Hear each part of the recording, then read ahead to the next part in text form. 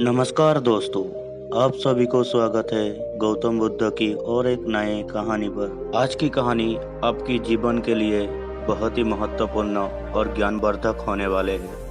आज की कहानी को अगर आप पूरे तरह समझ लेते हो तो आप हमेशा ऊर्जावान बने रहोगी और कभी आलस अनुभव भी नहीं करोगी। तो दोस्तों, इस कहानी को अंत तक जरूर सुनना। कहानी शुरू करने से पहले अगर आप भी गौतम बुद्ध को मानते हैं तो चैनल को सब्सक्राइब करके बेल आइकन जरूर दबाना। एक गांव में एक लड़का रहता था। उसकी मन में हमेशा गंदे विचार आते रहता था। वो ना चाहते हुए भी उसकी मन में हमेशा गंदे विचार आता रहता था, जिसके कारण वो बहुत ही ज्यादा परेशान हो चुका था। वो कुछ भी करके इन सब से छुटकारा पाना चाहता था, लेकिन वो जो कुछ भी करता था उसकी मन में हमेशा काम वासना का विचार आता रहता था। इस समस्या का समाधान ढूंढने के लिए वो एक दिन गौतम बुद्ध के पास जाता है और गौतम बुद्ध को कहता है कि गुरुजी, मेरे मन में इतने गंदे विचार क्यों आता है।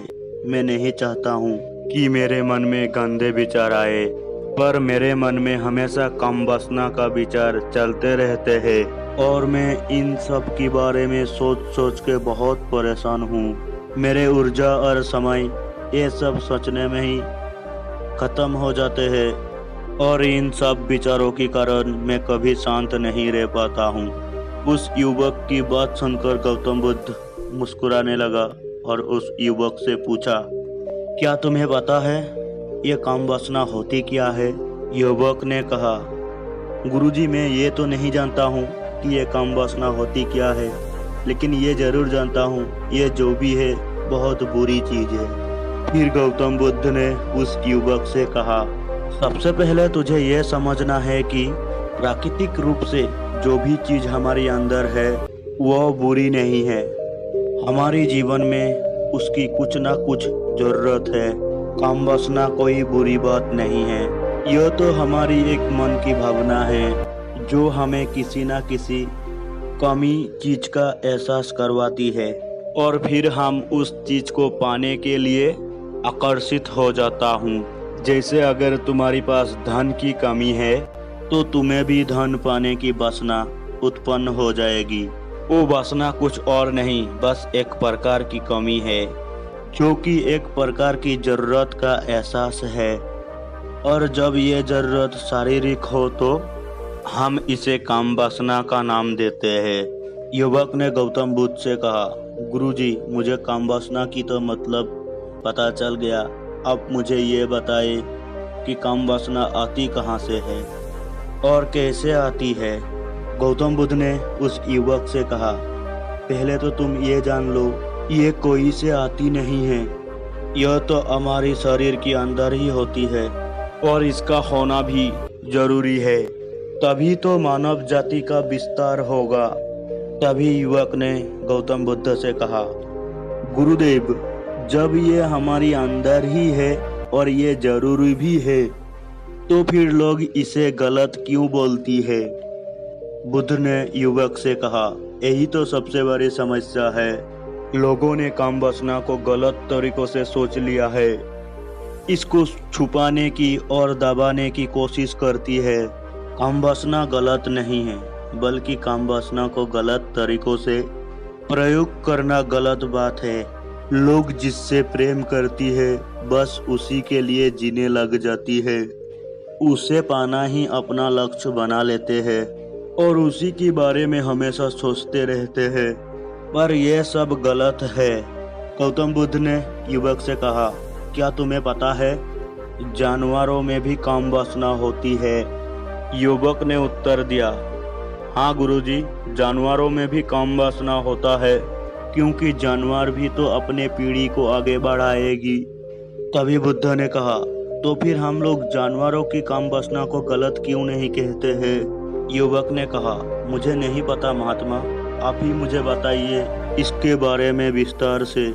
गौतम बुद्ध ने कहा, जानवर अपने काम वासना का प्रयोग आनंद पाने के लिए नहीं करता है, वो तो सिर्फ संतान पाने के लिए अपना काम वासना का प्रयोग करता है। जानवरों को प्रकृति ने इतना समझ नहीं दी कि काम वासना को अपने सुख के लिए प्रयुक्त किया जाए।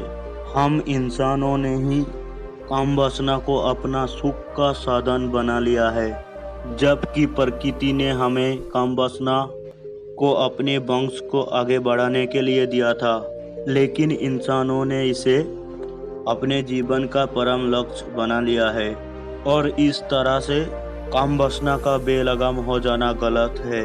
युवक ने फिर से गौतम बुद्ध से पूछा, हे महात्मा जी, आप मुझे ये बताएं कि ये काम वासना हम पर हावी क्यों होती है, क्यों ये बेलगाम हो जाती है। तब गौतम बुद्ध ने उस युवक से कहा, मैं तुझे अब जो भी कहूँगा बड़े ही ध्यान से सुनना, तभी तुम्हें काम वासना के बारे में सारा बात समझ आ जाएगा। तुम्हें तुम्हारे सारे सवालों का जवाब मिल जाएगा। मैं तुम्हें एक कहानी सुनाता हूँ और इसी कहानी से तुम्हें तुम्हारा जितना भी सवाल है सभी सवालों का जवाब भी मिल जाएगा। तो इस कहानी को ध्यान से सुनना और इसको समझने का कोशिश करना। इतना कहकर गौतम बुद्ध कहानी आरंभ किया। बहुत समय पहले की बात है। एक आश्रम में गुरु और उनकी शिष्य रहता था, जो रोजाना आश्रम के पास जितने भी गांव थे उन गांव में हिस्सा लेने के लिए जाता था। उस आश्रम का एक शिष्य जिस गांव में भिक्षा लेने के लिए जाता था, उस रास्ते में एक नदी पद्धति थी। एक दिन उस शिष्य ने देखा कि एक लड़का पेड़ के पीछे छुपा था। वो शिष्य उस लड़के के पास जाता है और उस लड़के को कहता है कि भाई, तुम इस पेड़ के पीछे छुपकर क्या देख रहे हो। तभी उस लड़के ने कहा, अरे तुम्हें क्या नहीं दिखाई दे रहा है, मैं इस पेड़ के पीछे छुपकर क्या देख रहा हूँ। तभी उस शिष्य ने नदी की तरफ देखा तो उसको दिखाई दिया कुछ लड़कियां नदी में पानी भर रहे थे। तभी उस शिष्य ने उस लड़के से कहा, अरे भाई, यहाँ पर तक कुछ लड़कियां पानी भर रहा है, इसमें छुप के देखने की क्या बात है। तब वो लड़का शिष्य की तरफ देख के कहता है, अरे पागल, तुझे दिखाई नहीं दे रहा है क्या, कैसे ये परिया नदी से पानी निकाल रहा है। जरा उनकी अदाओं को तो देखो, उनकी कोमल शरीर को देखो, उनकी बाल उनकी कमर में कैसे लहरा रही है, मानो सुंदरता बिखरी पड़ी हुई हो। शिष्य ने फिर नदी की तरफ देखा और इस बार वो देखते ही चला गया। अभी तक तो कुछ भी नजर नहीं आ रहा था और वो बिल्कुल निर्भय था, उसको किसी भी बात का डर नहीं था। लेकिन अब वो छुपने लगा और उन लड़कियों को देखने लगा, और जब वो लड़कियों को देख रहा था तभी वो अचानक अंदर से चौंक गया और उसने कहा कि ये मैं क्या कर रहा हूँ, मैं जो कर रहा हूँ वो सही नहीं है, मुझे यहाँ से चले जाना चाहिए। और फिर वो शिष्य वहाँ से जल्दी से चला गया। वो आश्रम चला जाता है और वो आश्रम जाकर अपने कार्यों में लग गया। लेकिन वो अभी जो नदी में देखकर आया था वो उसकी आंखों में बार बार आ जा रही थी। उसकी मन में वही दृश्य चल रहा था, उसकी मन में वही सब देखने के लिए लड़ाई हो रही थी और उसका किसी भी काम को करने के लिए मन नहीं कर रहा था। सुबह होते ही वह रोज आश्रम से भिक्षा के लिए निकल जाता था और उस नदी के पास जाकर उस पेड़ के पीछे छुपकर वो शिष्य और वो लड़का एक साथ मिलकर लड़कियों को छुप छुप कर देखता था। अब वो रोज ऐसा ही करने लग गया था और ये उसका रोज का काम हो गया था। अब उस शिष्य का मन किसी भी काम में नहीं लगता था, वो हमेशा किसी न किसी विचार में उलझा रहता था। आश्रम का कार्य भी ठीक ढंग से नहीं कर रहा था, ना वो ठीक से सो पाता था और ना ही वो ठीक से खाना खा पाता था। उसकी मन बेचैन सा हो जाता था, उसकी मन बार बार उस लड़कियों की सुंदरता को देखने के लिए ललचा हुआ था। जब गुरु भिक्षा देते थे तब भी उसका मन किसी और विचारों में खोया हुआ रहता था। तभी गौतम बुद्ध उस लड़के को कहता है, तुम्हें इस कहानी से क्या सीख मिला। तो भी वो लड़का थोड़े दूर चुप रहता है और उसके बाद वो लड़का गौतम बुद्ध को कहता है, महात्मा जी, आपकी इस कहानी से हमें यही सीख मिलता है कि हम लोग जिसके बारे में सोचते रहेंगे हमारे दिमाग में उसी का ख्याल आते रहेंगे। इसलिए हमको हमेशा अपने काम पर ध्यान देना चाहिए, ना कि उल्टे सीधे चीज़ों पर हम लोगों को ध्यान देना चाहिए। दोस्तों, अगर आप लोगों को ये वीडियो अच्छा लगा तो हमारे चैनल को सब्सक्राइब करके वीडियो को जरूर लाइक करना। मिलते हैं और एक न्यू गौतम बुद्ध कहानी पर। धन्यवाद। नमो बुद्धा।